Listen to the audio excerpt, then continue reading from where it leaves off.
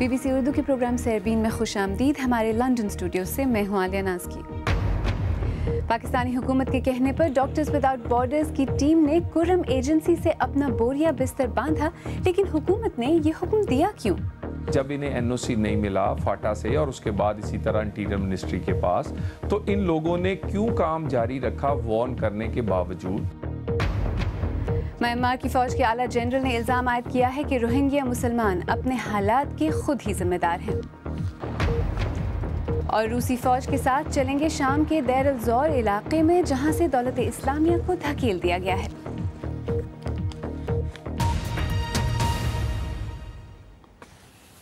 دنیا بھر میں طبی امداد کے شعبے میں سرگرم ادارے MSF یا ڈاکٹرز وداؤٹ بارڈرز نے حکومت پاکستان کے حکم پر قبائلی علاقے کرم ایجنسی میں اپنے 2 طبی مراکز بند کر دیے ہیں. حکومت پاکستان نے اس اقدام کی کوئی وجہ نہیں بتائی. MSF کو مراکز بند کرنے کے لیے 1 ہفتے کی مہلت دی گئی تھی. پشاور سے نامہ نگار رفعت اللہ اورکزئی کی رپورٹ.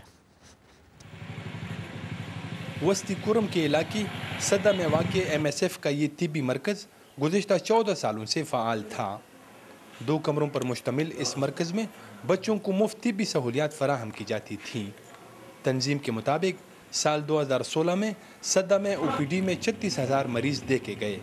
تاہم حکومت نے گزشتہ ہفتے اسے اچانک مزید کام کرنے کی اجازت دینے سے انکار کر دیا. قبائلی علاقوں میں طبی امداد کی سہولیات ویسے ہی کم ہیں.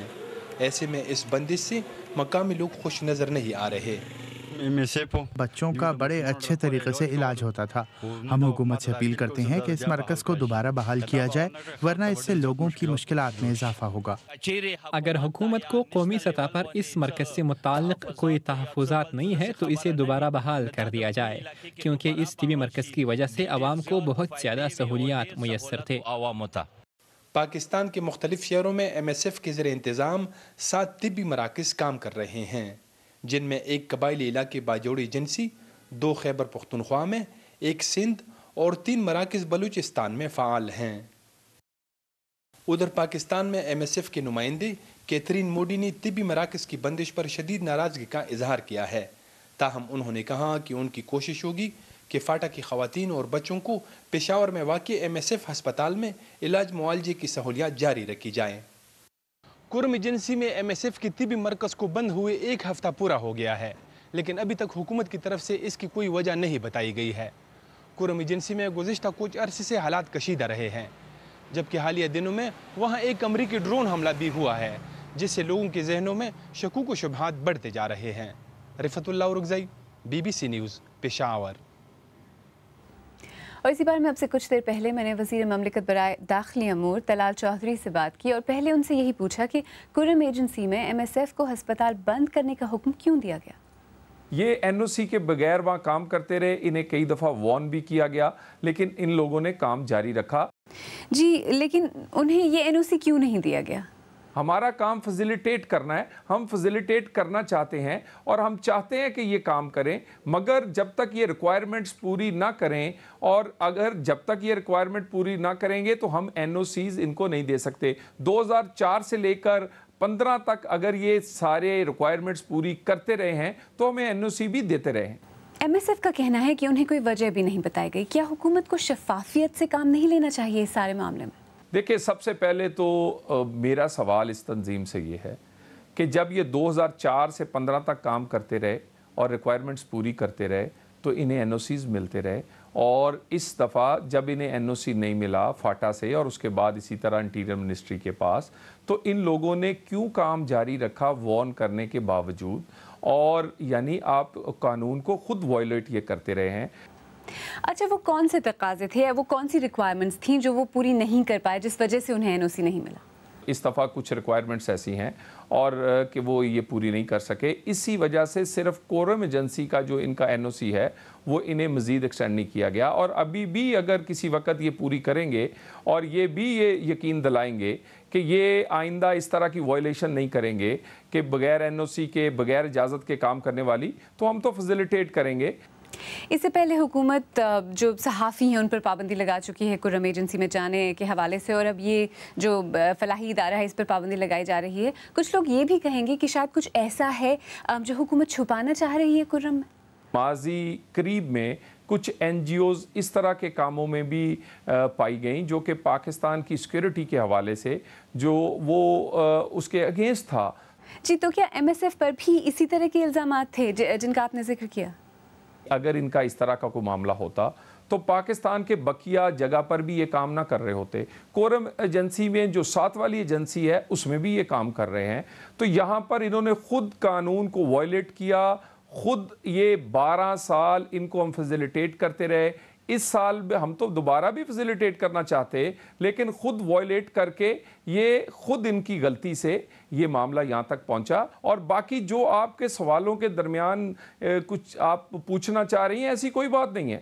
اچھا چودھری صاحب، جن طبی سہولتوں سے وہاں کے جو لوگ ہیں وہ اب محروم ہوں گے، ان کا ذمہ دار کون ہے؟ اور جو وہاں خلا اب پیدا ہوگا کیا حکومت اسے بھرنے کے لیے تیار ہے؟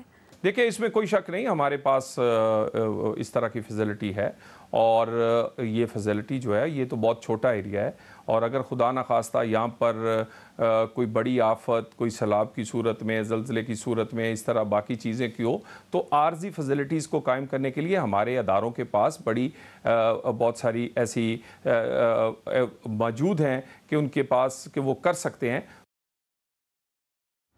پاکستان کے وزیر مملکت برائے امور داخلہ طلال چودھری۔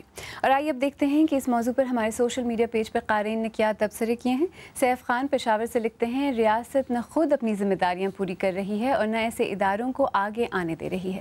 مظہر سدھو سانگھڑ سے لکھتے ہیں، غیر ملکی NGOs اور دیگر فلاحی تنظیموں کا فلاح کے نام پر ملک دشمن سرگرمیوں میں ملوث ہونا نئی بات نہیں ہے۔ اور مطلوب ایوان لکھتے ہیں، جو لوگ بین الاقوامی فلاحی تنظیموں کو جاسوس کہہ رہے ہیں ان کو ان تنظیموں کی الف بے بھی پتہ نہیں۔ آئیے اب دیگر اہم موضوعات پر ایک نظر ڈالتے ہیں۔ میانمار کے اعلیٰ فوجی جنرل نے کہا ہے کہ روہنگیا اپنی صورتحال کے لیے خود ذمہ دار ہیں، لیکن اسی دوران میانمار کی فوج کے ہاتھوں روہنگیا مسلمانوں پر ہونے والے مبینہ تشدد پر آج اقوام متحدہ میں رپورٹ پیش کی جا رہی ہے۔ اقوام متحدہ کے سیکرٹری جنرل انٹونیو گوتریز نے BBC سے کہا ہے کہ اگر آنگ سان سوچی نے فوری اقدامات نہیں کیے تو پناہ گزینوں کو نسل کشی سے متاثرہ افراد میں شمار کیا جائے گا۔ تفصیل کے ساتھ سمرہ فاطمہ۔ دریائے ناف کے بنگلہ دیشی ساحل پر پناہ گزینوں کا آنا رک نہیں رہا ہے، وہ کشتیوں سے یہاں تک پہنچتے ہیں۔ دریا کی دوسری طرف سے اٹھتا دھواں یہاں سے صاف دکھائی دیتا ہے۔ مشتاق بھی اپنے خاندان کو لے کر یہاں پہنچے ہیں۔ 3 ہفتے پہلے ان کے گھر کو آگ لگا دی گئی تھی۔ اس دوران بنگلہ دیش پہنچنے سے پہلے انہوں نے 4 اور گاؤں میں پناہ لی، لیکن وہ نہیں جانتے کہ آخر کار انہیں کہاں رہنے کی اجازت ملے گی۔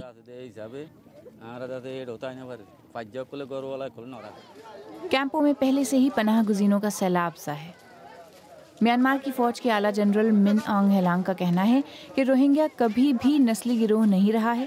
انہوں نے موجودہ بحران کا الزام روہنگیا لوگوں پر لگایا ہے۔ حنیف منجور اپنی حاملہ اہلیہ کو لے کر یہاں آئے ہیں۔ میانمار سے بنگلہ دیش کے ڈراؤنے سفر کی جھلک انہوں نے BBC کو اپنے فون پر دکھائی۔ ہم دوسروں کے گھروں میں رہ رہے ہیں۔ مجھے اپنی ماں کو میانمار میں چھوڑ کر آنا پڑا۔ ہم انہیں بھی محفوظ جگہ تک پہنچانا چاہتے ہیں، لیکن ہمارے پاس اتنے پیسے نہیں ہیں۔ بنگلہ دیش ان پناہ گزینوں کو یہاں بسانے کے بجائے سبھی 4 لاکھ پناہ گزینوں کے لیے ایک بڑا کیمپ بنا کر انہیں ایک علاقے میں محدود کرنے کا منصوبہ بنا رہا ہے۔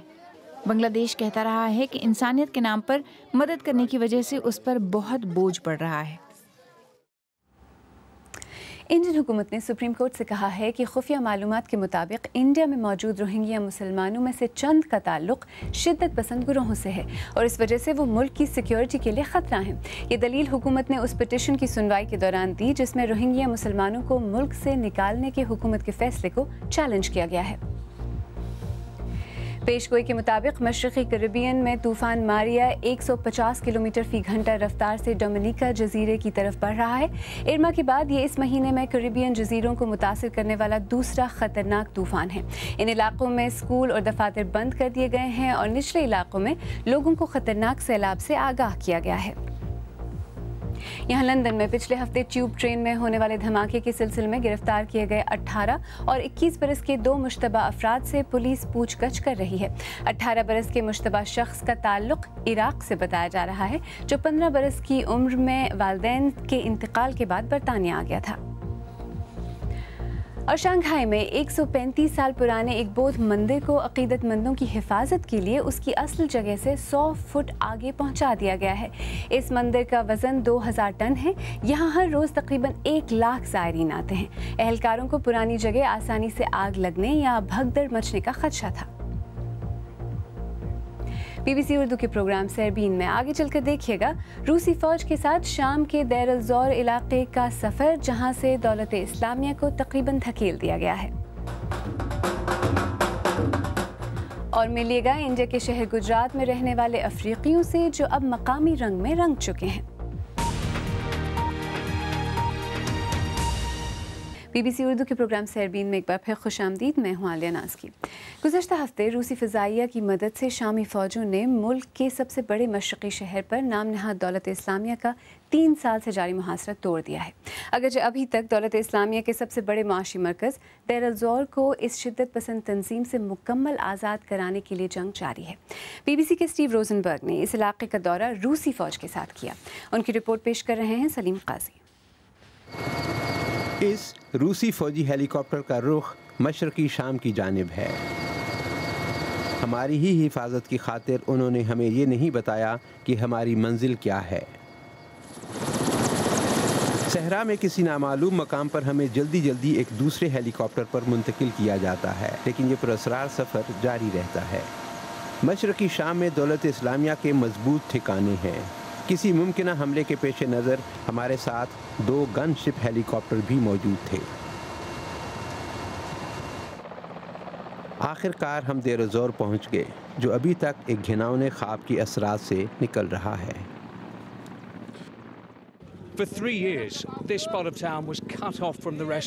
دولت اسلامیہ کے جنگجوؤں کے گھیرے میں پھنسے ہوئے اس شہر کا یہ حصہ 3 سال سے دنیا سے کٹا ہوا تھا۔ لوگ بتاتے ہیں کہ اب دولت اسلامیہ کے جنگجوؤں کو 3 میل پیچھے دھکیلا جا چکا ہے۔ لیکن جہاں سیکیورٹی کی صورتحال ابھی تک ایک فکر مندی کی بات ہے۔ روسی فوجی ہمیں مقامی بازار بھی لے کر گئے۔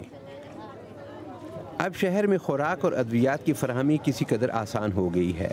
محاصرے کے دوران دیر الزور کے لوگوں کا انحصار فضا سے گرائی جانے والی امداد پر ہی تھا۔ اب مقامی لوگوں کی خواہش یہی ہے کہ وہ دن کبھی لوٹ کر نہ آئیں۔ اس شخص کے بقول شام کی اس فتح پر وہ خدا کے شکر کے بعد شامی اور روسی افواج کے مشکور ہیں۔ دیر الزور میں ابھی تک لڑائی جاری ہے، تاہم شہر اور اس کے نواح میں ایک بڑے علاقے کو شامی فوج نے اپنے ہاتھ میں لے لیا ہے۔ تیل سے مالا مال یہ علاقہ دولت اسلامیہ کی معیشت کا مرکز تھا، اور یہاں دولت اسلامیہ کی شکست صدر اسد کے لیے ایک بڑی فتح ثابت ہوگی۔ شہر سے واپسی کے سفر پر روسی فوجیوں نے ہمیں بختربند گاڑیوں میں ہی بٹھایا۔ لگتا ہے کہ شہر میں زندگی تو لوٹ رہی ہے، لیکن ابھی خطرہ پوری طرح ٹلا نہیں۔ اسٹیو روزنبرگ کی رپورٹ۔ آئیے اب دیکھتے ہیں ہماری ویب سائٹ bbcurdu.com پر قارئین کن خبروں میں دلچسپی لے رہے ہیں۔ یہ الیکشن کمیشن ہے، آڑھت کی دکان نہیں۔ کلثوم نواز کے خلاف اپیل خارج، نواز شریف کے خلاف منظور۔ اور سربیا کی ہم جنس پرست وزیر اعظم کی ہم جنس پرست پریڈ میں شرکت، یہ سب زیادہ پڑھے جانے والے موضوعات میں شامل ہیں۔ انڈیا میں افریقہ کے لوگ دور قدیم سے آتے رہے ہیں، لیکن بہت کم لوگ جانتے ہیں کہ ہزاروں افریقی باشندے صدیوں سے یہاں آباد بھی ہیں۔ ان میں سے کئی ہزار گجرات میں رہتے ہیں۔ بعض مورخین کا خیال ہے کہ پرتگالی انہیں غلاموں کے طور پر یہاں لائے تھے۔ گجرات کے ان افریقی باشندوں کا تعلق بنتو قبیلے سے بتایا جاتا ہے، اور یہ ایتھیوپیا اور اس کے اطراف کے علاقوں سے یہاں آئے۔ اب یہ لوگ مقامی رنگ میں رنگ چکے ہیں۔ گجرات سے شکیل اختر کی رپورٹ۔